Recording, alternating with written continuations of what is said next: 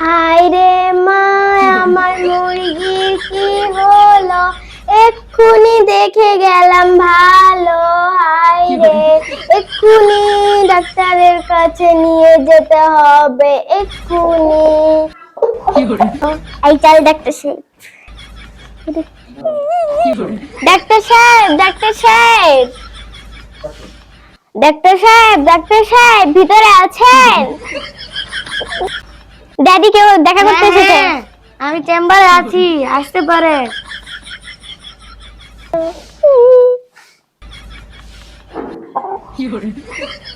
আসসালামু আলাইকুম। ওয়ালাইকুম আসসালাম। আসসালামু আলাইকুম। ওয়ালাইকুম আসসালাম, বসুন। হায় রে মা, আমার মুরগির কি হলো, ডাক্তার সাহেব আপনি এক্ষুনি দেখেন। কান্নান যখন চেম্বারে আসতেন কেন? কেঁদে কেঁদে মুরগি ঠিক করবেন, এত কান্দেন কেন?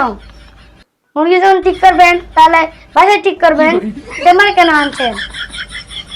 মুরগি কি কি হয়েছে বলেন।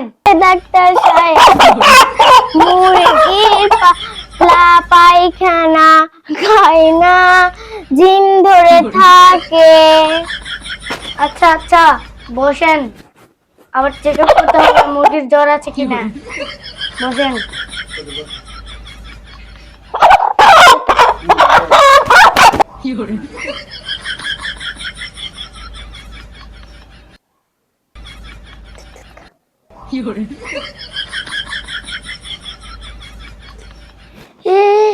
আপনার মুরগি 104 ডিগ্রি জ্বর। আপনার মুরগি 104 ডিগ্রি জ্বর হয়েছে। এই মুরগি বেঁচে আছে কিভাবে? আমি প্রেসক্রিপশন করে দিচ্ছি, নিয়মিত এই ওষুধগুলো খাওয়াবে।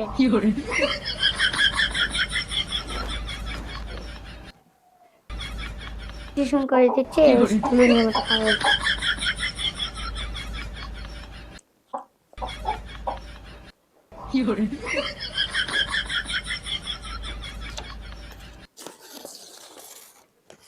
নিন, আর আমি কিছু ওষুধ দিচ্ছি।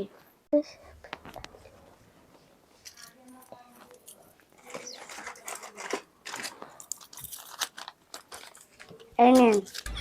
আর আপনার মুরগির তো অনেক পাতলা পায়খানা, সাদা সাদা চুনা চুনা পাতলা পায়খানা। আমি কিছু ওষুধ দিচ্ছি, নিয়মিত খাওয়াবেন। দিনে স্যালাইন একবার দেবেন, ঠিক আছে? ঠিক আছে। এই নেন।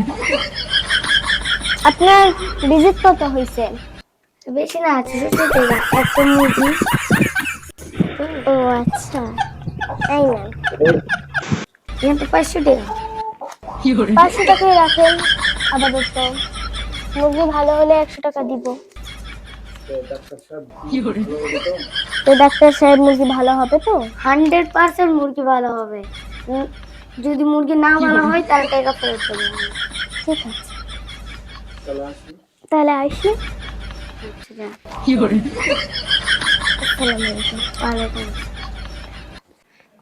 সকাল সকালই তো একটা ব্যবসা হয়ে গেল। এইভাবে চললে আমি কোটিপতি হয়ে যাবো, কোটিপতি।